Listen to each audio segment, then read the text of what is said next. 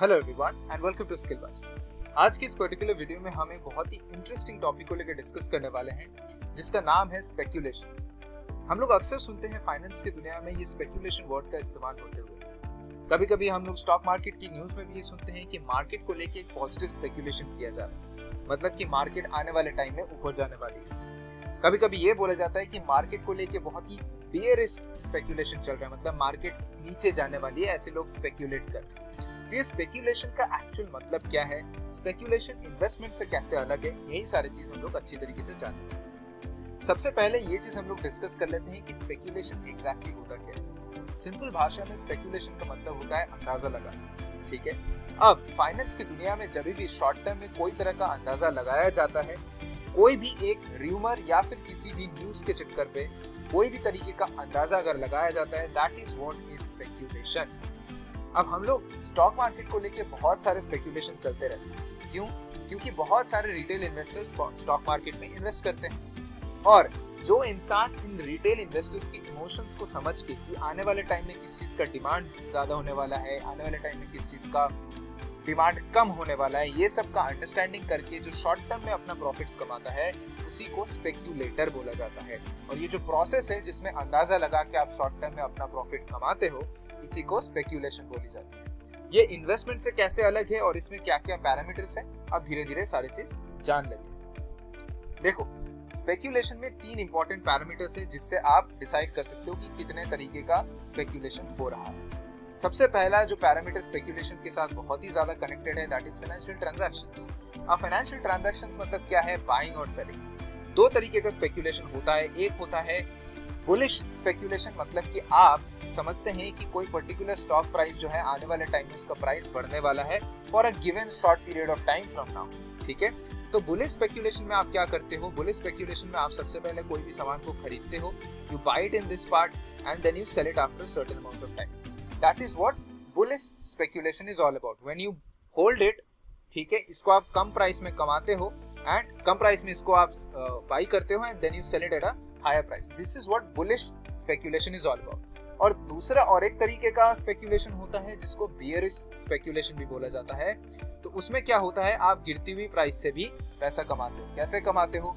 अब देखो, जब आप पहले खरीदते हो उसके बाद हायर प्राइस में सेल करते हो, then you earn an income out of it. ये जो प्रॉफिट जनरेट हो रहा है इसके थ्रू ये आपका प्रॉफिट बन जाता है। ये एक तरीके से शॉर्ट टर्म में आपने कमाया।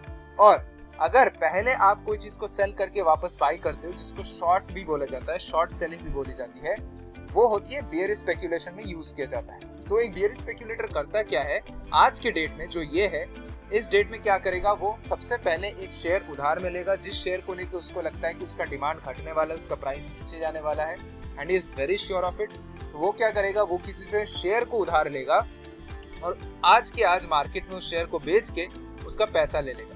मतलब कि लेट्स से वो शेयर आज 100 रुपीज में चल रहा है, तो मार्केट में वो शेयर को बेचेगा तो आज के आज उसको क्या मिलेगा, 100 रुपीज मिल जाएगा।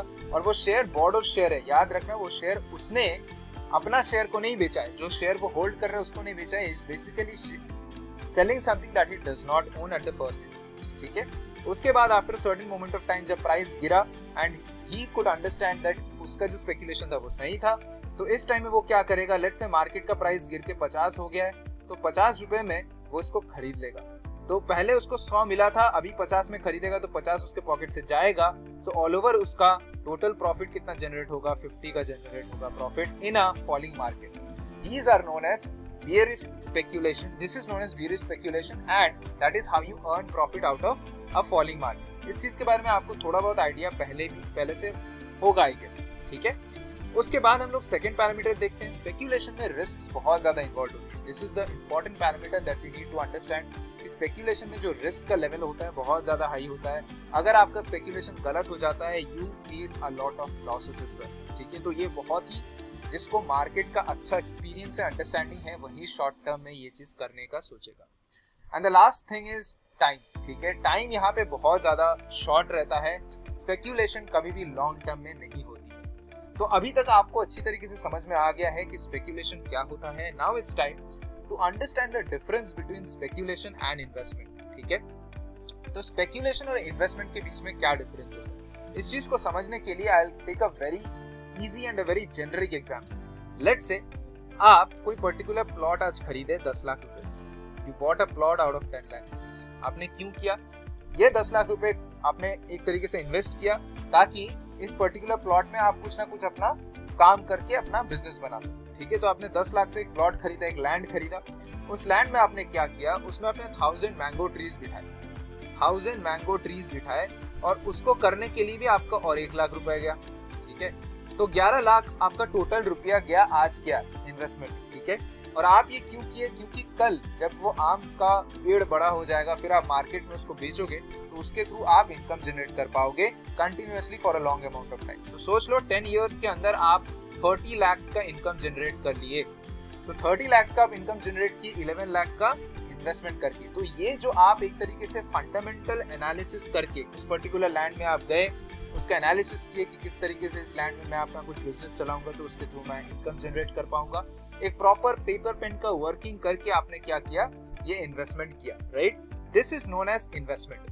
अब स्पेक्यूलेशन के साथ क्या डिफरेंस है, इसको अच्छी तरीके से समझने की कोशिश करो। स्पेक्यूलेशन में क्या हुआ, इसी पर्टिकुलर एग्जांपल को लेते हैं कि लेट्स से आप एक एग्रीकल्चर ट्रेडर हो, आपको पता है कि मैंगो का बाइंग एंड सेलिंग होता है, and you heard a news that कि मैंगो का भी बहुत ज्यादा डिमांड बढ़ने वाला है। ठीक है, ये न्यूज पढ़ते ही आपने क्या किया, आपने 5 लाख आज के आज पैसा लगा के मैंगोस का स्टॉक्स ले लिया, बहुत सारे स्टॉक एक साथ मैंगो का लेके आपने एक जगह जमा कर दिया, एंड आने वाले लेट्स से 5 से 10 दिनों में बहुत ज्यादा डिमांड बढ़ी अकॉर्डिंग टू द न्यूज, और आपने क्योंकि डिमांड बढ़ी आज के आज अपने कम प्राइस में खरीदा, और लेट्स से 15 लाख में उन सारे चीज को आने वाले 1 महीने 20 महीने के अंदर बेचा। तो यहाँ पे आप देखो 1 महीने के अंदर आपने 10 लाख का प्रॉफिट जनरेट किया, राइट? क्योंकि आपका स्पेक्यूलेशन सही निकला। अब यहाँ पे सोच के देखो, आपने एक अंदाजा लगाया, एक अंडरस्टैंडिंग की, और मार्केट का डिमांड और सप्लाई को देख के आपने ये पूरा डिसीजन 5 लाख का लिया था। फॉर एग्जाम्पल अगर उल्टा हो जाता, ठीक है, लेट्स से डिमांड उतना नहीं बढ़ता, तो उसी प्राइस में या फिर उससे कम प्राइस में आपको सेल करना पड़ता, then it would have been a big loss as well.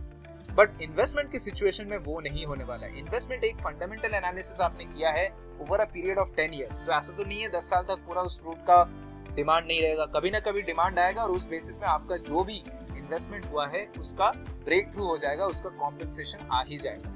तो investment is based on fundamental analysis, whereas speculation is based on just the short-term understanding of how the demands are going to be, or in other words, how the market reactions are going to be over a certain sort of rumor or any kind of a news. तो I guess आपको ये अच्छी तरीके से समझ में आ गया कि इन्वेस्टमेंट और स्पेक्यूलेशन के बीच में क्या डिफरेंसेस है। अब हम लोग समझते हैं कि कितने तरह के स्पेक्यूलेटर्स होते हैं, जैसे कि मैंने इस चीज के बारे में डिस्कस किया ही था। So let us finish this particular video with an understanding of them properly.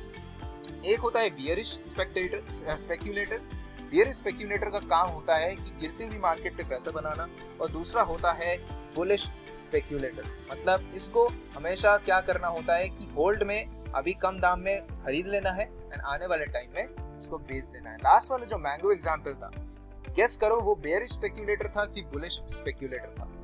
Obvious सी बात है वो एक बुलिश स्पेक्यूलेटर था, because he understood that according to the news market का डिमांड बढ़ने वाला है मैंगोज को लेकर। तो डिमांड बढ़ने वाला है मतलब उसका प्राइस आने वाले टाइम में बढ़ने वाली है, and with that increasing price he is going to make a profit out. So this is what a bullish speculator. ठीक है, तो आई गेस आपको इस वीडियो के थ्रू अच्छी तरीके से समझ में आ गया है कि स्पेक्यूलेशन का एक्चुअल मीनिंग क्या है। अगर आपको ये वीडियो पसंद आया, give it a like and share it among your friends.